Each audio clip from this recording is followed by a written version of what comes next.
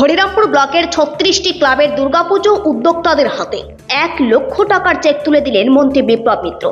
এদিন হরিরামপুর ব্লকের পঞ্চায়েত সমিতির সভাকক্ষে একটি অনুষ্ঠানের মধ্য দিয়েই করা হয় চেক বিতরণ অনুষ্ঠানটি।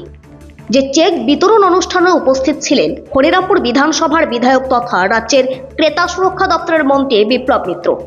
বিশিষ্ট সমাজসেবী শাব্দুল মিত্র,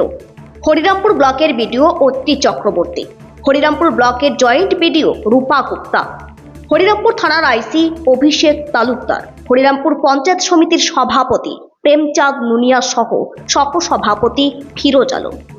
হরিরামপুর ব্লক তৃণমূল কংগ্রেসের সভাপতি ইয়াসিন আলী, হরিরামপুর ব্লক তৃণমূল কংগ্রেসের সহসভাপতি মনোজিৎ দাস সহ বিশিষ্টজনেরা। এদিন প্রথমে অতিথিদের পুষ্পস্তবক দিয়ে বরণ করে নেওয়ার পর চেক বিতরণ অনুষ্ঠান শুরু করা হয়, যেখানে হরিরামপুর ব্লকের 36টি ক্লাবের দুর্গাপুজো উদ্যোক্তাদের হাতে 1 লক্ষ টাকার চেক তুলে দেন রাজ্যের মন্ত্রী বিপ্লব মিত্র, যা পেয়ে খুশি হয়েছেন ক্লাবের দুর্গাপুজো উদ্যোক্তারা। আমাদের সারা পশ্চিমবাংলায় মাননীয় মুখ্যমন্ত্রীর চেষ্টায় বিভিন্ন পূজা মণ্ডপগুলো যেগুলো শারদ উৎসবের সূচনা হতে যাচ্ছে সেগুলোকে 85,000 টাকা করে সরকারের পক্ষ থেকে, যাতে তাদের এই পুজো উৎসব পালন করতে সুবিধা হয় তার জন্য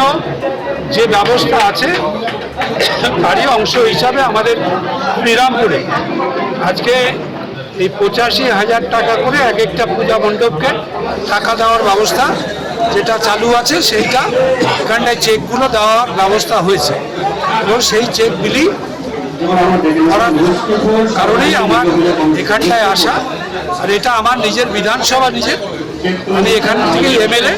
সুতরাং আমার দায়িত্বের মধ্যেও পড়ে, আমি সেই জন্য এসছি। অন্যান্য অফিসাররা সবাই আছেন, থানার আইসি থেকে আরম্ভ করে আমাদের জয়েন্ট বিডিও থেকে আরম্ভ করে অন্যান্য অফিসাররা এসছেন, আমাদের ডিএমডিসি থেকে আরম্ভ করে সব অফিসাররা উপস্থিত, পুলিশ অফিসাররা আছে। সবাই মিলেই আমরা সব ক্লাবগুলোর হাতে এবং বারোয়ারি যে কমিটিগুলো আছে তাদের হাতে আমরা এই চেক এবং আমাদের মাননীয় মুখ্যমন্ত্রী তাদের যে এই উৎসবে সবাই মিলে যাতে সামিল হন তার জন্য যে নিমন্ত্রণপত্র, সেই নিমন্ত্রণপত্র মুখ্যমন্ত্রী হিসাবে সেটা আমরা তুলে দিচ্ছি। স্যার, আজকে দক্ষিণ দিনাজপুর থেকে সীমান্তের কথার বিশেষ রিপোর্ট।